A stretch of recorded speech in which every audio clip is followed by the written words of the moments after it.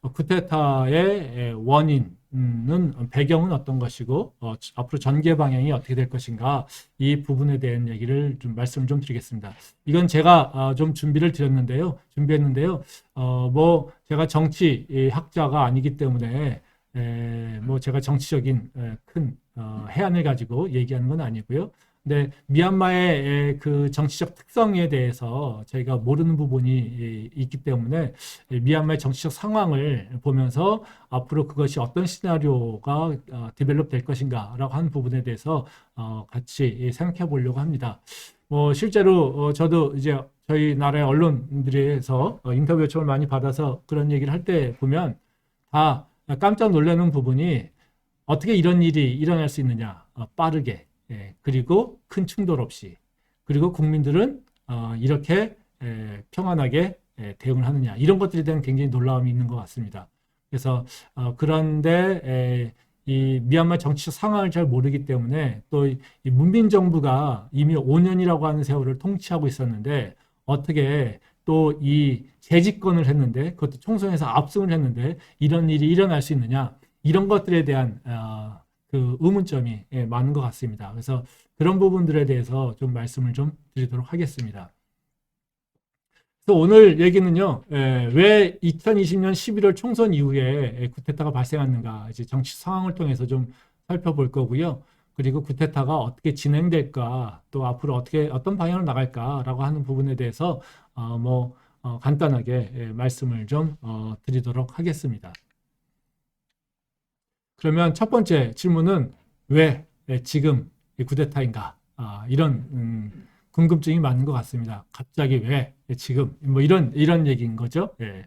근데 지금 우리에게는 굉장히 갑자기 또 놀랄만한 얘기지만 사실은 미얀마 내에서는 예견된 또는 아닌 루머가 이미 돌고 있었고요.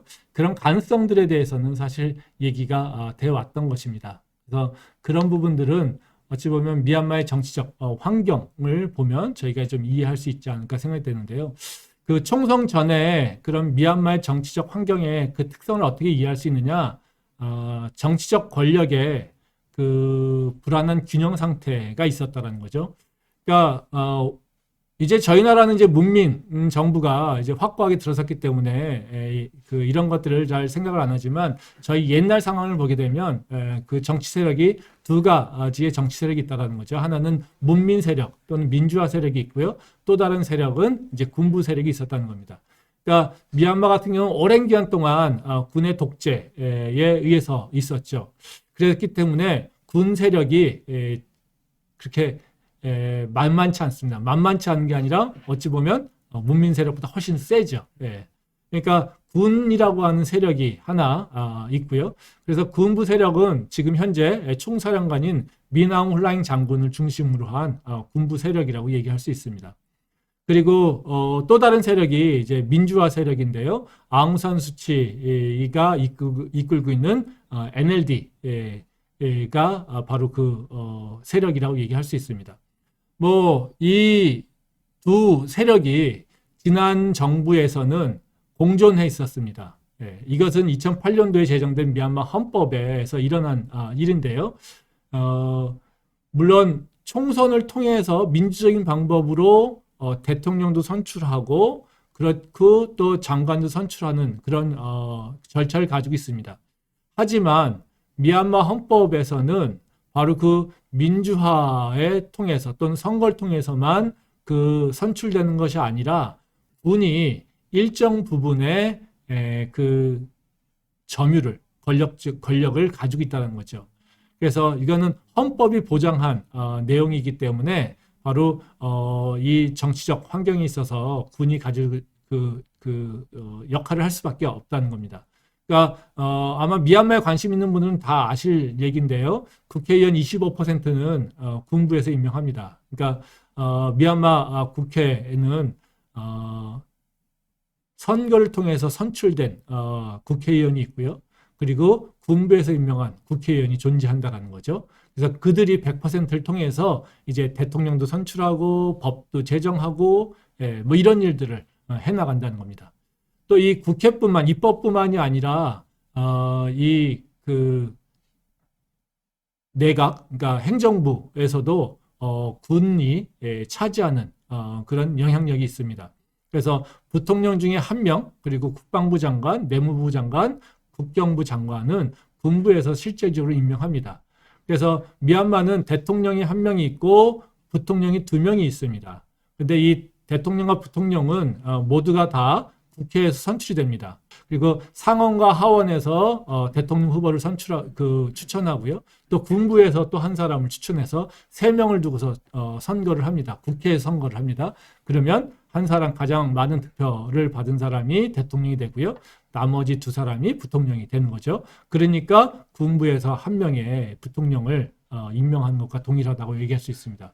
그 다음에 국방과 국경, 내무, 이 치안, 즉 군 통솔력과 경찰 통솔권을 바로 군부에서 갖고 있다는 것이죠. 그렇기 때문에 이 총선 전에 이 미얀마의 정치 환경은 바로 2015년도에 총선을 통해서 NLD가 집권을 했습니다. 그래서 NLD가 해서 대통령도 선출하고요. 아웅산 수치 여사는 헌법에 의해서 대통령이 되지 못하니까 스테이트 카운슬러라고 하는 그런 자리와 외교부 장관으로서의 권력을 가지고 수행했던 것이고요. 또 다른 한쪽에서는 군부 세력인 미나옹 훌라잉 장군이 이끌어가는 군부가 국회의 25%, 거기에 USDP의 의원들까지, 그리고 국방부, 내무부, 국경부 장관을 임명하면서 정치적인 일을 해왔다는 거죠. 이 둘이 서로 다른 세력이지만 한 정부에서 권력을 같이 나눠 가지고 있으면서 공존한 상태에 있었다라는 것입니다. 그래서 이 부분이 과거에는 뭐 이것이 좋다 나쁘다라고 하는 것이 아니라요. 어쨌든 불안정하지만 균형 상태를 맞으면서 큰 충돌 없이 그 5년을 흘러왔다라는 것입니다. 그리고 근데 이제 총선 이후에 이번 작년도 11월 8일에 있었던 총선 이후의 정치 환경을 보게 되면요. 바로 이 불안한 균형의 모습이 이제 깨지는, 균형이 쏠림 현상이 일어났다는 거죠. 이 총선을 통해서 변화된 것은 민주화 세력의 위상이 강화됐다는 겁니다. 그래서 민주화 세력의 힘은 올라갔고요. 군부 세력의 힘은 오히려 완전히 이렇게 약화되는 그런 현상들이 일어났다는 겁니다.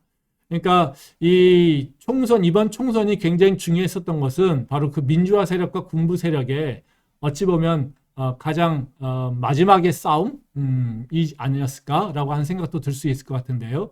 그래서 민주화 세력이 압승하게 되면서 민주화 세력 쪽으로 완전히 권력이 이양되는 거 아닌가라고 하는 그런 기대들도 하게 됐다는 거죠.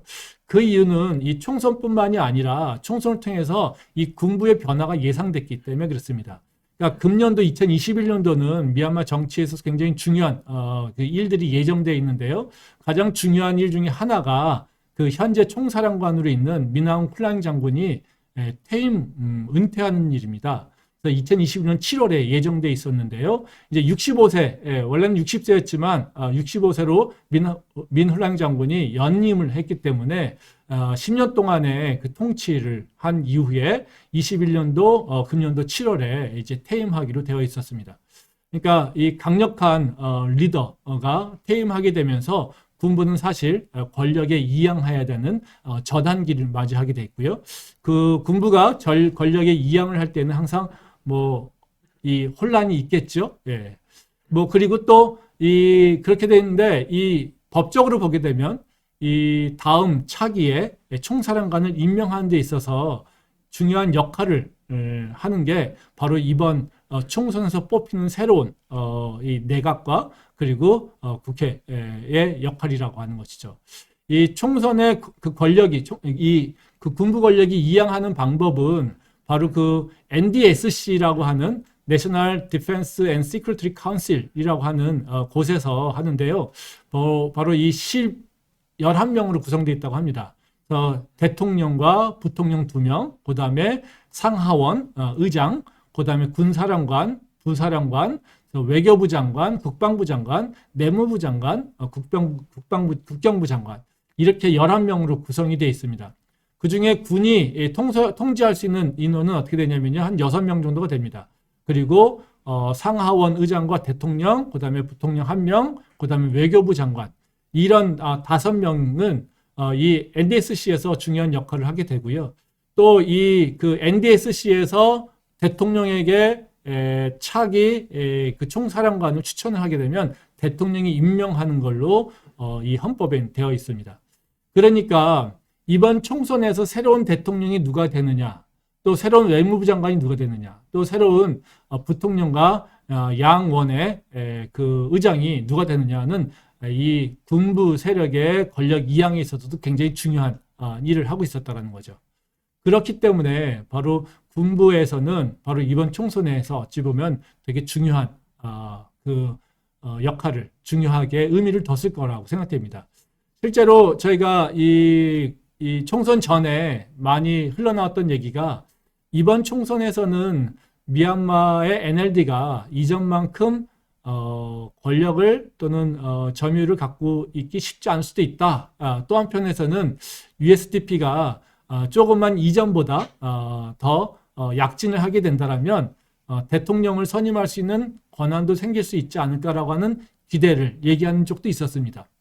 왜냐하면 실제로 이 군부 USDP죠. USDP 정당이 3분의 1 정도 USDP와 그 관련된 그 연관된 정당들이 군부와 관련된 정당들이 국회의원 의석의 3분의 1 정도만 차지했어도 사실은 군 쪽에서 당연히 가지고 있는 25%의 군부 쪽 국회의원들과 합세하게 되면 바로 과반이 넘기 때문에 군부 세력들이 대통령을 선임할 수 있는 권한이 생기게 됩니다.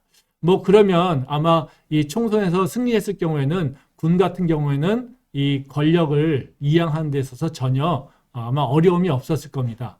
뭐 군에서 또 대통령을 선출하게 되고 대통령은 뭐 차기의 총사령관도 자연스럽게 자기가 원하는 사람을 임명할 수 있게 되고요. 뭐 그런 것이죠.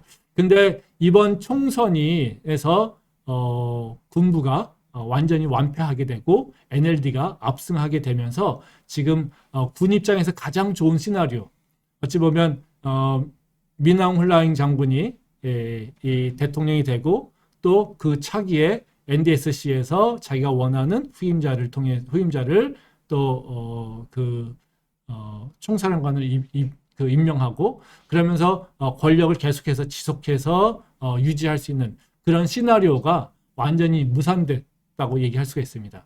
그거는 이번 총선의 그 영향이죠. 그래서 이번 총선이 그런 의미에서 미얀마의 정치 환경이 있어서 완전히 균형이 깨지는 그런 쏠림의 현상이 일어나게 됐다는 것이죠. 그러면 이 군이 바로 이 약화된 지금 혼란스러운 군의 그 환경을 또 약화된 위상들을 그냥 계속 가져갈 거냐? 그렇지 않다라는 거죠. 뭔가 뒤집을 수 있는 반전이 필요했던 것이고요. 또 그것을 반전을 하기 위해서 어떤 이런 이 쿠데타가 일어나게 된다라고 우리가 이해할 수 있을 거라고 생각됩니다. 그러면 두 번째로 어떻게 진행될 것인가 이 부분에 대해서 말씀 좀 드리겠는데요. 뭐 제가 정치학자가 아니기 때문에 말씀드리지 대단하게 분석은 못하지만요. 뭐 군부의 목적이 무엇일까를 보게 되면 어느 쪽으로 흘러갈까를 볼 수 있을 것 같습니다. 군부의 권력을 아마 강화해서 이 지금 현재 총사령관인 미낭 홀라잉 장군의 권력을 유지하는 것이 가장 큰 목적이라고 생각됩니다. 그래서 이미 이 군에서 재선거를 천명을 했습니다. 그러니까 현재 부정선거였기 때문에 재선거를 1년 안에 실시하겠다. 그걸 통해서 이제 새로운 정권을 만들어내겠다. 이렇게 얘기하고 있는데요.